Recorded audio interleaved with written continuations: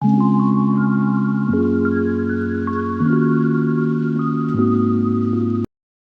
Friends, good morning, welcome back to my channel. আশা করি আপনারা খুব ভালো আছেন। আর আজকে কি বলো তো, আমি বলতে পারছি না যে আজকে আমি খুব ভালো আছি। কালকে রাত থেকে ছেলেটার শরীরটা খুব খারাপ, ওর জ্বর এসছে। তো কি বলবো বলো তো, মানে কালকের থেকে ওর পেটটাও খারাপ হয়েছে, পাতলা পটি করছে, ওর শরীর আর জ্বর ভাবও।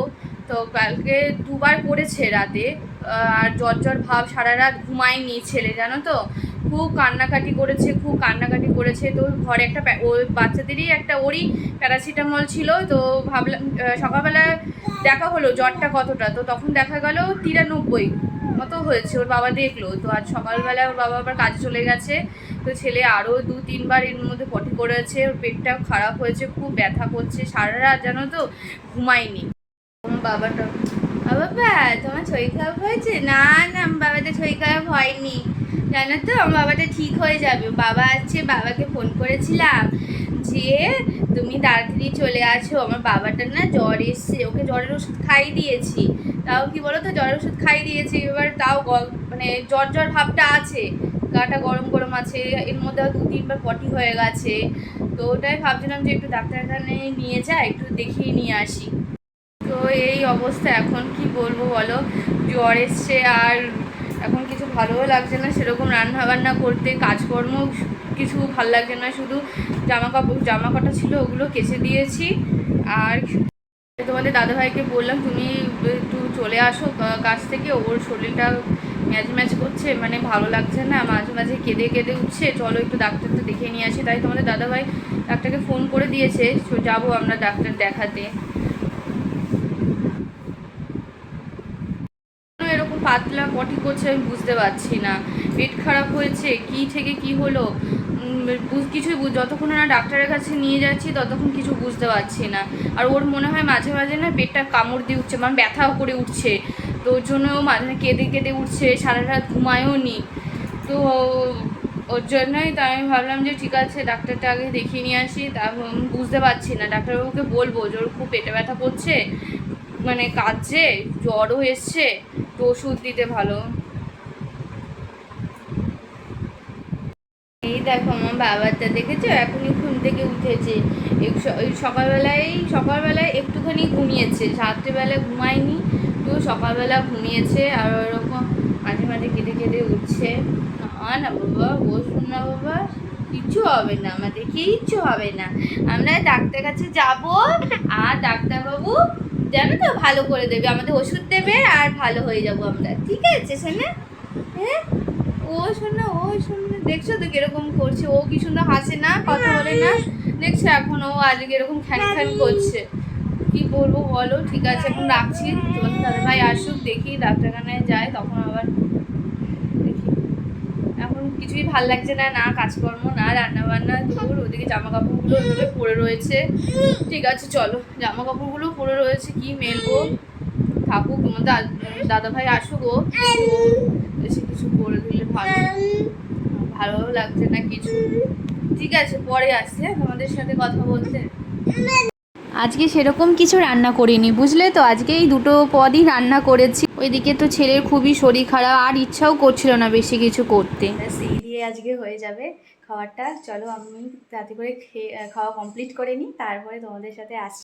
বাবাকে নিয়ে এখন আমার ডাক্তারখানায় যাবো, জানো তো, ওকে জ্বরের ওষুধ খাইয়েছি, জ্বরটা একটু কম আছে, তবুও হাতের তলায় পায়ের তলায় গরম গরম আছে। তো ভাবলাম যাই ডাক্তারকে দেখিয়ে নিয়ে আসি। তো হয়েছে, চলো আমরা এখন টোটো করে গাড়ি করে যাব, ঠিক আছে চলো। আচ্ছা ঠিক আছে চলো। এই যে তখন জানো না, সারাদিন শুধু কান্না, শুধু কেঁদেই গেছে ছেলেটা, শুধু কেঁদে গেছে।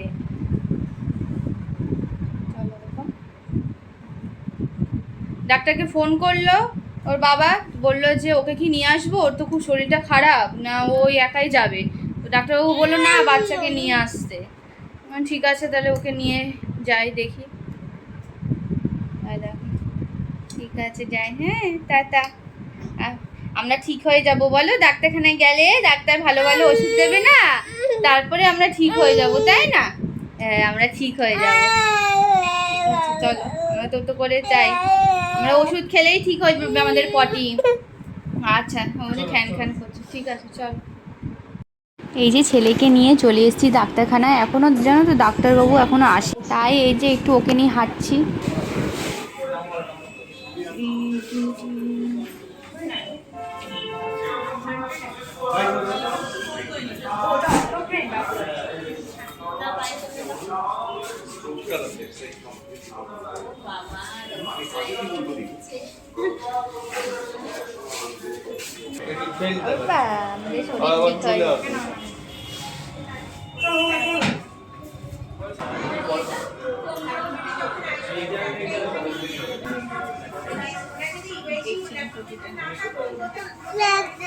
বাবা বাবা ওই দাঁড়িয়ে আছে বাবা। কি হয়েছে? দেখছে, দেখেছো বাইরেটা বসে বসে দেখছে কি সুন্দর ব্যালকনিটা। ছেলের ডাক্তার দেখানো হয়ে গেল, এই মাত্র আমরা আসলাম বাড়িতে, আর মিলিকে দেখো বসে বসে দেখছে বাইরেটা কি সুন্দর। পাপা পাপা তুমি কি করছো বাবা? এবার বাবা তো ওষুধ নিয়ে এসছে। হ্যাঁ আমরা জানো তো ওষুধ খেলেই ঠিক হয়ে যাবে আমাদের, জানো তো, আর আমাদের পটি হবে না। হ্যাঁ আমাদের তো পেট খারাপ হয়েছে, পাতলা পটি হচ্ছে, ডাক্তারবাবু ওষুধ দিয়ে দিয়েছে, আমাদের ওষুধ খেলেই ঠিক হয়ে যাবে, তাই না বাবা? এই যে গাড়িটা, এই যে তুমি গাড়ি নেবে, দেখো আমি গাড়িটার মধ্যে কী সুন্দর ওই যে প্যাককে বসিয়েছি, ডোরেমনকে বসিয়েছি, খরগোশকে বসিয়েছি। হ্যাঁ হ্যাঁ তুমি নেবা? আছো আছো আছো, এই যে আছো। এটা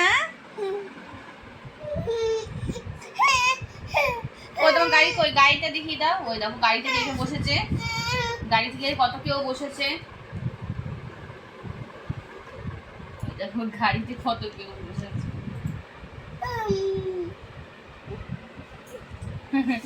এই দেখো ওর বাবা আসার সময় ওষুধ নিয়েই এসছে। কি বলতো ও মাঝে মাঝে খ্যান খ্যান করছে, শরীরটা ভালো নেই তো, মনে হয় পেটে ব্যথা করছে হয়তো, ওর জন্যই। তো এই ডাক্তারবাবু বলে দিয়েছে যেভাবে সেভাবে ওষুধগুলো খাওয়াবেন তো ঠিক হয়ে যাবে। করবে বাবা? হ্যাঁ গুরু গুরু করবে, তাই তুমি গুরু গুরু করতে যাবে? হ্যাঁ আচ্ছা চলো দেখি কোথায় গুরু গুরু করতে। বাবান টুকি ওই যে আয়নাটা খুলেছে, খুলে একবার আমাকে দেখছে, একবার ও নিজের মুখ দেখছে। বাবান টুকি টুকি ওই তো আয়না আছে, আয়না আছে আলমারির পেছনে। হ্যাঁ হ্যাঁ হ্যাঁ হ্যাঁ টুকি। কেন তো সকালবেলায় বাবাটা এত কান্না করেছিল, এত কান্না করেছিল, আমি তো খুব ভয় পেয়ে গেছিলাম।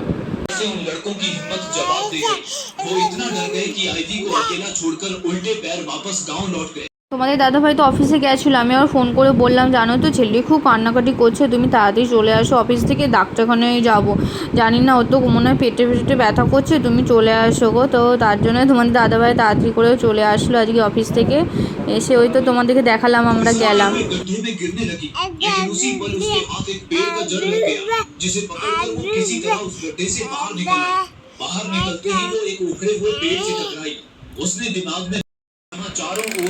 এই দেখো এটা আমার ছোনা বাবা, ছোনা বাবাকে নিয়ে আমি খেলা করছি। হ্যাঁ আমি বসে বসে খেলা করছি আমার ছোট বাবাটাকে নিয়ে, জানো তো আমার ছোট বাবা তো জানো তো আজকে ওষুধ খাবে, কালকেই ঠিক হয়ে যাবে, তাই না বলো?